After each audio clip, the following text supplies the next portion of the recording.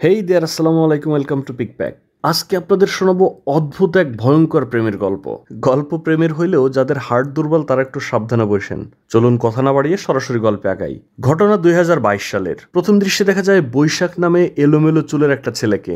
দেখে মনে হয় দিনমজুর, খুব অভাবী একটা বস্তির মধ্যে থাকতো আর সোহরাওয়ার্দী হাসপাতালে চাকরি করত। তার চোখ মুখ ভাব দেখে মনে হয় তার চারপাশে পৃথিবীতে কি হচ্ছে না হচ্ছে এ ব্যাপারে তার কোনো খেয়ালই নেই, কোনো কেয়ারই নাই। সে মূলত একজন ডোম, মানে লাশ কাটা ঘরে তার চাকরি। লাশ কাটা ঘর পরিষ্কার রাখা, লাশ আসলে রিসিভ করা, সেটাকে বের করা। এই একদিন যখন সে ডিউটি করতে যায়, মর্গে একটা লাশ আসে। পুলিশ অফিসার মর্গের দায়িত্বে থাকা লোকের সাথে কথা বললে জানায় আজকে আর পোস্টমর্টম হবে না, আগামীকাল এসে পোস্টমর্টম করতে হবে, রিপোর্ট নিয়ে যেতে হবে। পুলিশ তাদের কাছে লাশটা সোপর্দ করে তারপর চলে যায়, আর লাশটা রিসিভ করে বৈশাখ। তো যারা এই ধরনের মর্গে কাজ করে বা মরা লাশ মরা মানুষ এগুলো নিয়ে ডিল করে, এরা আসলে ভাই সাধারণ মানুষের মতো মানসিকতা বা সাধারণ মানুষের মতো হার্ট নিয়ে থাকতে পারে না, হয়তো থাকতে চায়ও না। বৈশাখ তাই এই লাশ কাটা ঘরকে যেন একেবারে নিজের মতো করে নিয়েছিল, আপন করে নিয়েছিল। আর বাইরের বাস্তবতাকে ভুলে থাকতে সে ভেতরে বসে সিদ্ধি খাইতো বা সবজি খাইতো আর কি। তো বডি নিয়ে যাওয়ার পর বৈশাখ একটা ফ্রিজের দরজা খুলে দেয়, সেখানে বৈশাখের সামনেই লাশটাকে রাখে। বডি রেখে চলে যাওয়ার পর বৈশাখ আবার তার বুদ্ধির গোড়ায় যখন ধোয়া দেয় সবজি দিয়ে, তখন তার মাথা খোলে। হঠাৎ করে সে খেয়াল করে সে লাশটার হাতে একটা আংটি দেখেছে, এবং তার চোখ মুখ দেখে মনে হয় এই আংটিটা সে চিনতো বা চেনে। প্রথমে সে কাছে গিয়ে ফ্রিজটা আবার খুলে আস্তে আস্তে বডির হাতটা আলগা করে, দেখে তামার তার দিয়ে হাতে বোনা একটা আংটি, এবং এটা দেখে সে ভড়কে যায়। দ্যাট মিনস এই আংটিটা আসলেই সে চেনে। ভয়ে তার হাত পা কাঁপছিল, তারপরও আস্তে আস্তে কাঁপতে কাঁপতে কোনো রকমে যখন ওই বডির মুখটা আলগা করে, মুখটা দেখেই বৈশাখ জাস্ট লাশের পাশে বসে পড়ে আর তার দিকে ফ্যাল করে তাকিয়ে থাকে। সে তো পুরা নাই হয়ে যায়, একটা মেয়ের লাশ। তার সাথে বৈশাখের কি সম্পর্ক বা সে কিভাবে চেনে, এইবার আসি এই গল্পে। 2014 সালের ঘটনা। ও নহর, অভাবের সংসারে একমাত্র মেয়ে, এক বড়লোকের বাসায় ঝিয়ের কাজ করত। একজন অসুস্থ মুরব্বী ছিল, তাকে দেখাশোনা করতো আর কি। এনার পেশাব পায়খানা পরিষ্কার করা, শরীর মুছে দেওয়া, খাবার দেওয়া, ওষুধ ঠিক মতো দেওয়া, মানে টুকিটাকি নার্সিং এর মতো বলা যায়, বাট মেইনলি জি টাইপের যে কাজগুলো, কাপড় পরিষ্কার করে দেওয়া, এই টাইপের। নহর যখন এই বাসায় কাজ করত, তার জন্য এই বাড়ির বাইরে রাস্তায় দাঁড়িয়ে থাকতো বৈশাখ। সেদিন সে একটা তামার তার পেয়েছিল রাস্তায় কুড়িয়ে, সেটা পেঁচিয়ে পেঁচিয়ে একটা আংটি তৈরি করছিল। নহর আর বৈশাখের দাঁড়িয়ে থাকা বা তাদের এই প্রেম, এইগুলো বাড়িওয়ালা তার জানালা দিয়ে দেখতো। বৈশাখ ছিল পিওর টোকাই। কি করতো শোনেন, সে অনলাইনে বাজি ধরতো। আর আপনারা তো জানেনই এটা হচ্ছে এক ধরনের ফাঁদ। এখান থেকে খুব কম মানুষ, যারা কমিশন খায় তারা বাদে কেউই তেমন বড়লোক হইতে পারে না, সবাই টাকা পয়সা খোয়ায়। অনলাইনে এই ধরনের নিউজ প্রচুর দেখা যায়। আই হোপ আমার কোনো ভিউয়ার এই কাজগুলো করে না, বা যদি কেউ করেও থাকেন আস্তে আস্তে বলবো সরে আসেন। তো বৈশাখ জুয়া খেলে অনেকগুলো টাকা হারাইছে। নহরের সাথে দেখা করে সেটা যখন বলে, নহর তো খুব রাগ করে আর বলে যে ঠিক আছে, এই মাসের বেতন পাই, তারপরে তোমার কিছু টাকা দিব না। বৈশাখ তেমন কিছুই করতো না, এই টোটো কোম্পানির ম্যানেজার, এখানে ওখানে ঘুরে বেড়াইতো। আর কাজের মধ্যে কাজ হলো নহরের জন্য অপেক্ষা করা, তারপর নহরের ওই বাসা থেকে যখন নিজের বাসায় যেত ওই পথটুকু তার সঙ্গে পীড়িত করা। যাওয়ার পথেই তার এক জুয়ার পার্টনার আবার ফোন দিয়ে তাকে বাজি নিতে বলে। নহর এটা শুনে রেগে যায়। তারপর নহরের রাগ ভাঙাতে তখন ওই তামার আংটিটা তার হাতে পরিয়ে দেয় বৈশাখ। তখন সে জুয়া ধরে না। এরকম আরেকদিন নহর যখন বাসায় ফিরছিল, তাকে এগিয়ে দেওয়ার পর হঠাৎ বৈশাখ বলে, চা খাবি? চল সদরঘাটে লঞ্চের উপর বসে চা খাবো। কিছু মানুষের হাসি আসে অন্তর থেকে, যেমন তুই হাসলেই ভাল লাগে, মানে পটানোর ওস্তাদ যারা বলে আর কি। তো নহরকে নিয়ে গিয়ে লঞ্চের উপর বসে চা খাচ্ছিল।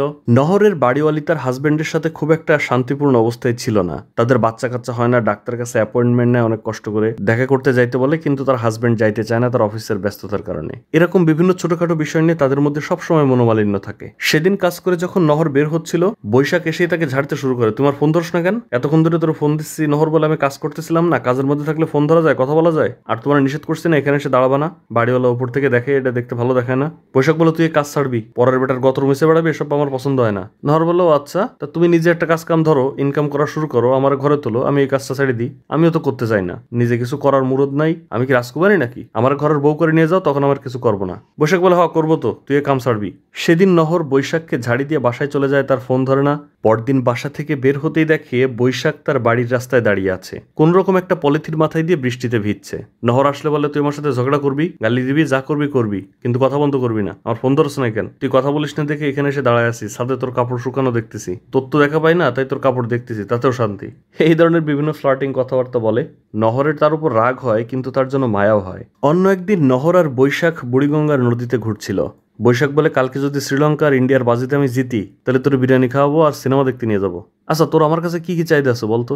নহর বলা অত বিরিয়ানি সিনেমা এগুলো তো আমার ইন্টারেস্ট নাই, তোমার কাছে একটা সংসার চাই, 2 বেলা খেয়ে পরে সুন্দরভাবে বাঁচতে চাই, এই তো। পরদিন বৈশাখ সেই বাজিতে জিতে যায়, লুকিয়ে নহরের বাসার ছাদে চলে আসে। নহর তখন কাপড় শুকাতে দিচ্ছিল। বলে তোর বলছিলাম না বাজিতে জিতলে নিয়ে যাবো, জিতছি চল। তার জন্য একটা বেলি ফুলের মালাও নিয়ে আসে। তাকে ধরতে যাবে অমন সময় নহরের বাপ তাকে ডাক দেয়। ছাদে চলে আসে কাপড় নিতে, নিয়ে ফিরে যাওয়ার সময় আবার পেছনে ফিরে এসে বলে, এই কিরে তুই ছাদে কাপড় শুকাইতে আসছিস, তোর মাথায় ফুল কেন? নহর কিছু বলার আগে আবার নহরের মা তার বাপকে ডাক দেয়, সে চলে যায়। বৈশাখ পেছনে লুকিয়েছিল, এই যাত্রায় সে বেঁচে যায়। বিরিয়ানি খেতে খেতে নহর বৈশাখকে খাইয়ে দেয়। তখন বৈশাখ বলে, সংসার হওয়ার পর আমি রান্না করে তোর এরকম মাঝে মাঝে ভালো খাবার খাওয়াবো। নহর বলে, তুমি আর রান্না। তারপর তারা সিনেমা দেখতে যায়, একসঙ্গে সিনেমা হলে বসে। প্রেমিক প্রেমিকা সিনেমা হলে গেলে যা করে। তারপর দেখা যায় বৈশাখ একটা কাজ জোগাড় করেছে, ডেলিভারি ম্যানের কাজ। নহরকে জানালে নহর বলে, কি ডেলিভারি দিচ্ছ, কি দেখি তা সবকিছু জানো, কাদের মাল কারে দিচ্ছ? বৈশাখ বলে, তা জানে আমার কাজ কি, আমাকে একটা প্যাকেট দিয়ে বলে যে এক জায়গায় দিয়ে আসতে, আমি দিয়ে আসি, সেখান থেকে আমার টাকা দেয়, শেষ। চাষি ভাইরে অনেক রিকোয়েস্ট করছিলাম, ভাই ম্যানেজ করে দিছে কাজটা। সেই দিন নহর বাসায় আসতেই তার মা তাকে ডেকে নিয়ে বলে, শোন তোর বাবা একজনকে কথা দিয়ে ফেলছে, তোকে আজকে দেখতে আসবে। নহর তোর গেমেকে আগুন, যে আমি কি পণ্যদ্রব্য নাকি, আমার কোনো মতামত নাই, হুট করে বিয়ে কিসের বিয়ে, কোনো বিয়ে শাদী হবে না, আমি যাবো না সামনে। তার মা বলে, শোন দেখতে আসলেই তো বিয়ে হয়ে যায় না, তোর বাপরে তো চিনিস কি ভয়ঙ্কর মানুষ, একবার কথা দিয়ে ফেললে সে তো নড়চড় করবে না, এদিক ওদিক করলে আমাদের দুইজনেরই পিটাবে। আমি তোর বলি দেখতে আসতেছে, একটু সামনে যা, বিয়ে তোর এখন হচ্ছে না। তো এই লোকেরা দেখে চলে যাওয়ার পর থেকে বৈশাখকে আর ফোনে পাচ্ছিল না নহর। সেই বাসার সামনে এসে দাঁড়ায় না, ফোন দিলে ফোন বন্ধ, বান্দার কোনো খোঁজ নাই। বাড়িওয়ালাও বিষয়টা খেয়াল করে। এদিকে রাতে সবাই যখন খেতে বসে, নহরের বাপ নহরের মাকে জানায় যারা দেখতে আসছিল ওদের পছন্দ হয়েছে, এই মাসের মধ্যে বিয়ে উঠাইতে চায়। আমি বলছি খরচপাতি করতে পারবো না, আমি গরিব মানুষ। তারা বলছে কোনো খরচ করা লাগবে না, যত খরচ তারা দেবে, কোনো দাবি দেওয়া নাই, আমার এই ব্যাপারে সম্পূর্ণ একমত, এই মাসের মধ্যে বিয়ে হবে। নহর কোনো উত্তর না দিয়ে জাস্ট খাবারটা রেখে হাত ধুয়ে চলে যায়। একদিকে প্রেমিকের কোনো খবর নাই, অন্যদিকে বাড়ি থেকে বিয়ের চাপ। নহর ছিল ভারী ঝামেলায়। বৈশাখ যার সাথে বাজি ধরতো, নহর তার সাথে গিয়ে সরাসরি দেখা করে। বৈশাখের কথা জানতে চাইলে সে বলে, কেন জানেন না, ওরে তো পুলিশে ধরে নিয়ে গেছে। বলে কেন? বলে ও নাকি আবার পার্সেল ডেলিভারি দিতে গেছিল, পুলিশে চেক আপ করছে, ধরছে।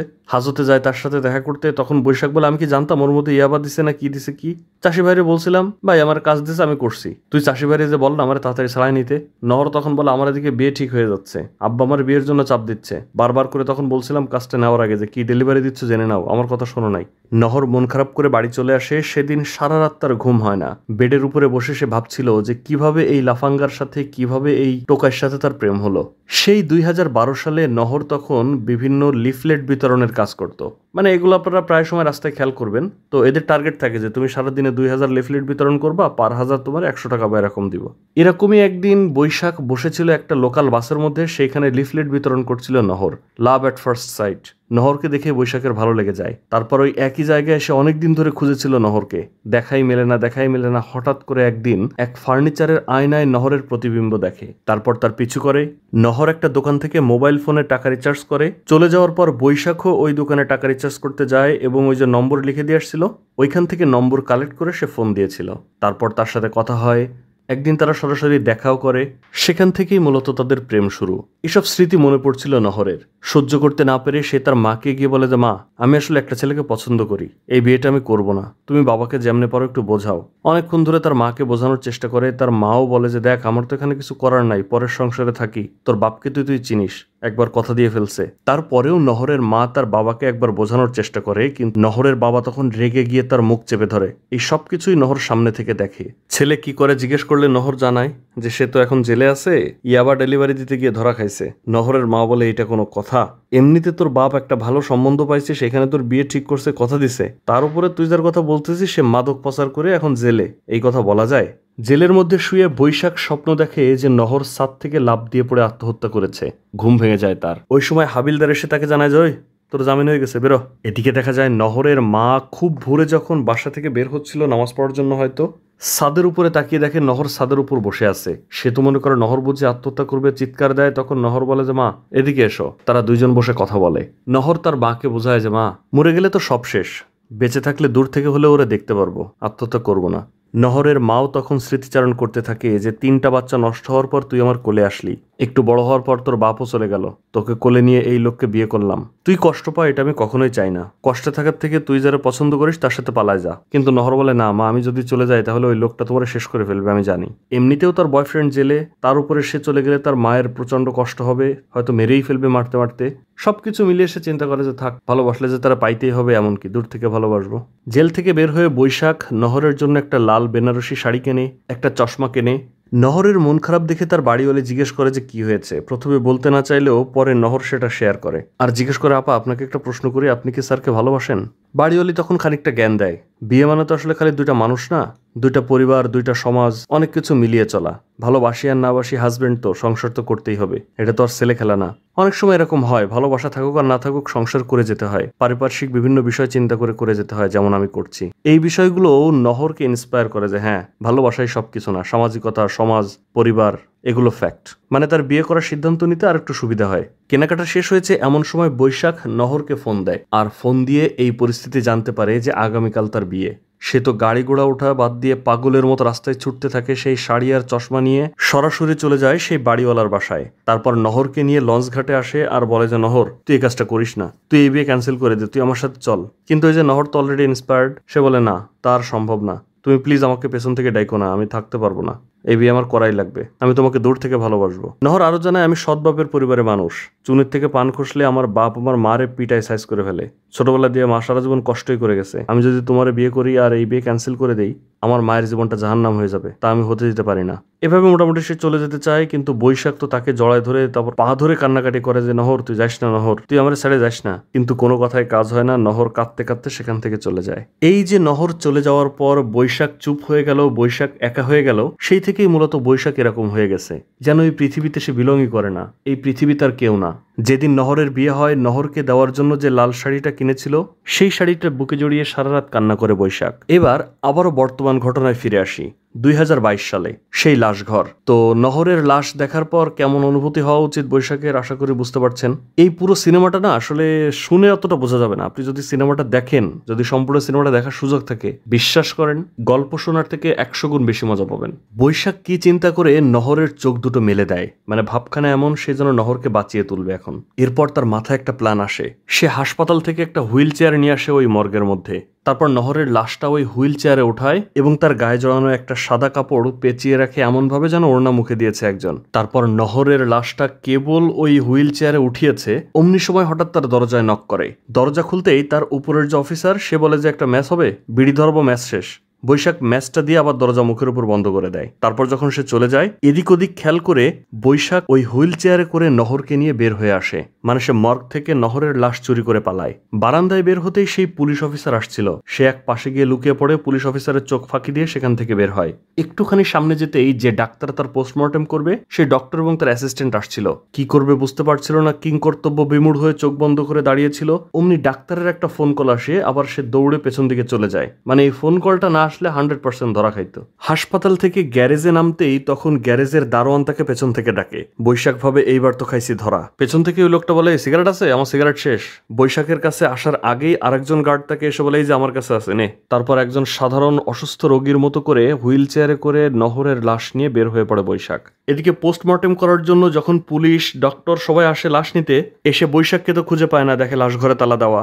বৈশাখের বস সারা হাসপাতাল ঘুরেও তাকে খুঁজে পায় না। বৈশাখ নহরকে নিয়ে সরাসরি চলে আসে তার সেই বস্তির বাসায়।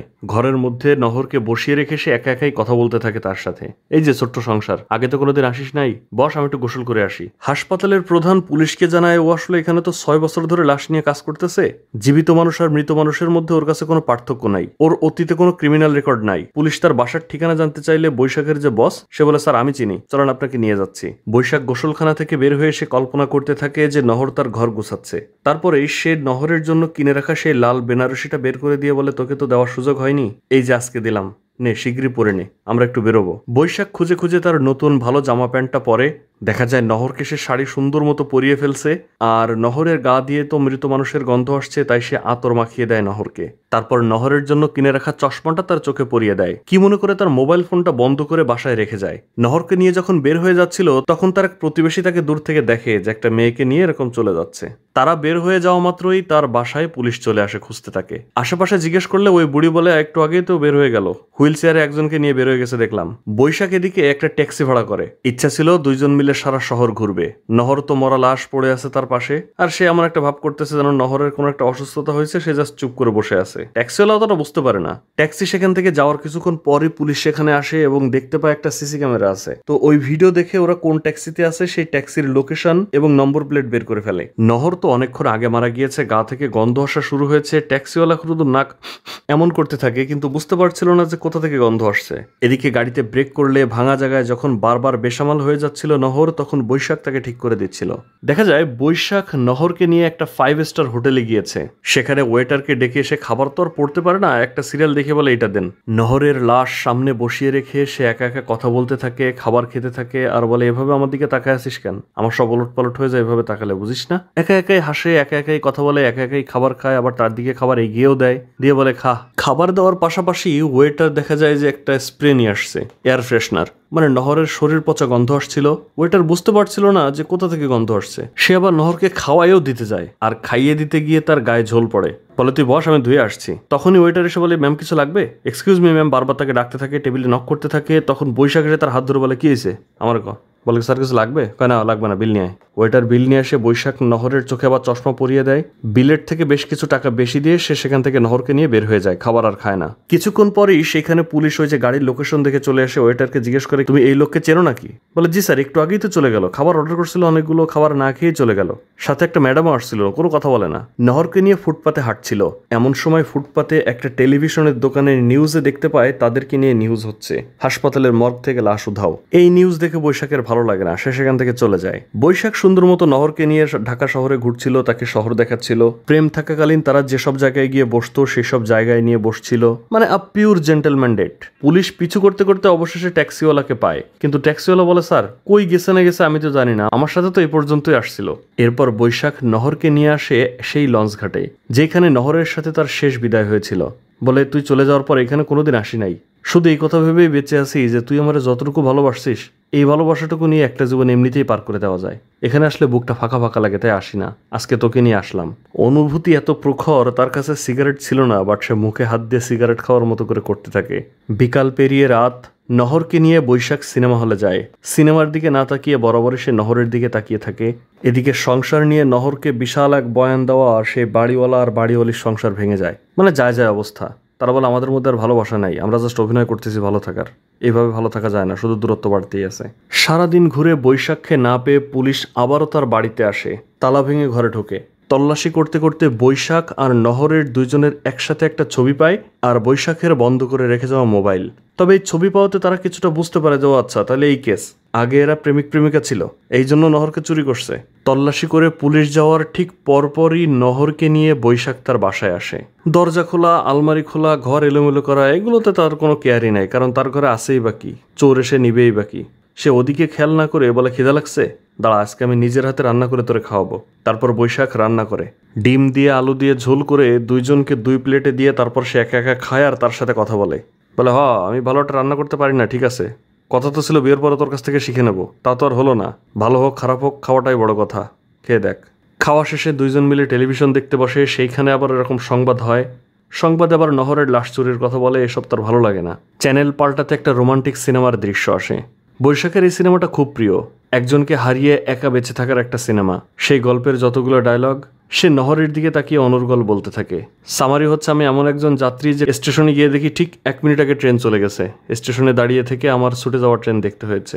মানে তার সামনে যে নহরের বিয়ে হয়ে গেল, আমরা যারে প্রাণ দিয়ে যাকে পেতে চাই সবসময় তাকে রেখেই চলে আসতে হয়। এইখানে সে দারুণ একটা কবিতা বলে। এই কবিতাটা আমি অনলাইনে শুনেছি, কবির নামটা ঠিক মনে পড়ছে না, যদি আপনার কমন পড়ে প্লিজ একটু কমেন্টে জানাবেন। বলে তোরে না পেয়ে ভালোই হয়েছে, তোরে পেয়ে গেলে তো তোরে না পাওয়ার এই কষ্টটা থাকতো না, তখন ছোট ছোট কষ্টগুলো আমার জ্বালায় মারতো। মানে সামারিটা হচ্ছে এরকম, কবিতাটা বুঝতে পারলে একটু নামটা কমেন্ট করবেন তো। টেলিভিশন দেখা শেষে নহরকে সে বেডে নিয়ে আসে, তার পাশে শুয়ে থেকে বলে সারাটা দিন চলে গেল, দেখ সময় কত দ্রুত যায়, শালা আমার সময় কাটে না, আর আজকের দিনটা কত দ্রুত চলে গেল মনে হয় যেন কয়েক মিনিট। এতক্ষণ হয়ে গেল তুই তো আমার কাছে একটা কথাও বললি না, কিছু একটা ক।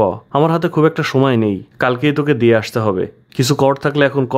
কখনো নহরের পাশে শটাং হয়ে কখনো তার হাত ধরে শুয়ে সারাটা রাত কাটিয়ে দেয় বৈশাখ। বলে কালকে তোরে নিয়ে যাব, ভয় নেই, এবার ওরা তোরা যেখানে রাখবে আমি সেখানেই থাকবো, আগে একবার আমার হাত থেকে তোরে নিয়ে গেছে, এবার আমি আর তোরে ছাড়বো না। মানুষের যখন খুব আনন্দ হয় তখনও মানুষ ঘুমাতে পারে না, আবার যখন অনেক কষ্ট হয় তখনও ঘুমাতে পারে না। আমার যে কি হচ্ছে আমি নিজেই বুঝতে পারতেছি না। এদিকে নহরের বাড়িওয়ালি, তার হাজবেন্ড টাকা পয়সা অফিস জীবন নিয়ে খুব ব্যস্ত থাকায় তাকে যে সময় দেয় না, তাদের মধ্যে যে বন্ধুত্ব নাই, ভালোবাসা নাই, একসাথে থেকে একাকিত্ব বেড়ে চলেছে, এইসব কারণে সে ডিভোর্স চায়। পরদিন সকালে ডিভোর্স নিয়ে সে হাঁটতে হাঁটতে চলে যায়, আর বৈশাখ নহরকে নিয়ে বাসা থেকে বের হয়ে আসে একটা চায়ের দোকানে। বলে 2 কাপ চা দেন। নহরের চাটা পাশে রেখে দিয়ে সে যখন চা খাচ্ছিল তার পাশে এসেই সেই পুলিশ অফিসার দাঁড়ায়, পাশে বসে। বৈশাখ ফ্যাল করে তার দিকে তাকিয়ে থাকে আর মনে মনে ভাবতে থাকে যে আমার কাছে একদিনের সংসার চাইছিল, আমি ওকে দিতে পারিনি, জীবিত থাকতে তো ওকে দিতে পারিনি, তাই মরার পর সুযোগ পেয়ে সেই একদিনের সংসার ওর সাথে করলাম। পুলিশ তাকে কিছুই বলে না, সে বলে বৈশাখ দ্রুত চাটা শেষ করো, কেসটা ক্লোজ করতে হবে, আর বেশি দেরি হয়ে গেলে লাশ দিয়ে তো গন্ধ হয়ে যাবে, বোঝো না, খাও তাড়াতাড়ি খাও। বৈশাখ চা শেষ করে নিজ হাতে নহরকে হাসপাতালে নিয়ে যায়। দেখা যায় নহরকে যখন সে মর্গ পর্যন্ত নিয়ে আসে, নহরের দিকে তাকিয়ে সে কল্পনায় দেখতে থাকে নহর তার দিকে তাকিয়ে একটা হাসি দিচ্ছে, মানে নহরও স্যাটিসফাইড, সেও খুব শান্তি পায় মন থেকে। দেখা যায় হাসপাতালের বাইরে এসে বসে আছে, তার চোখে মুখে মার বা আঘাতের দাগ, হয়তো নহরের আত্মীয় স্বজন অথবা পুলিশ তাকে পিটাইছে ভবের পিটানো, লাশ চুরি করে নেওয়ার জন্য। পোস্টমর্টেম রিপোর্টে জানানো হয় দীর্ঘদিন মানসিক চাপে থাকার কারণে ব্রেন স্ট্রোক করে মারা গেছে। পুলিশ এসে তাকে বলে ওকে তো এখন কবর দিতে নিয়ে যাচ্ছে। বৈশাখ তাদের পিছু পিছু সেই কবরস্থানেও যায়, আর নহরের কবরের ঠিক পাশে সে নিজের একটা কবর খোঁড়ে। প্রচন্ড বৃষ্টি হচ্ছিল, কবরের মধ্যে পানি উঠে যায়, সেই কবরে নহরের পাশেই যেন শুয়েছিল বৈশাখ। আর এই দৃশ্যের পরে দেখা যায় তারা দুইজনই সাদা পোশাক পরে আছে, একটা সবুজ ঘাসের মাঠে তারা শুয়ে আছে, দুজনেই খুব হ্যাপি, সুখী, হাসছে, মানে তারা দুইজনেই স্বর্গে চলে গিয়ে খুব সুখী আছে, এরকম সিম্বলাইজ করা হয়। আর এখানেই গল্প শেষ হয়। তো এবার আপনি বলুন, কি রোমান্টিক, কি ইমোশনাল, অ্যাজ ওয়েল কি ভয়ঙ্কর একটা গল্প না? আপনার কাছে কেমন লেগেছে? কথা হচ্ছে পরবর্তী কোনো নতুন ভিডিওতে বা নতুন ভালো কোনো গল্প নিয়ে। সে পর্যন্ত ভালো থাকবেন, সুস্থ থাকবেন, আল্লাহ হাফেজ।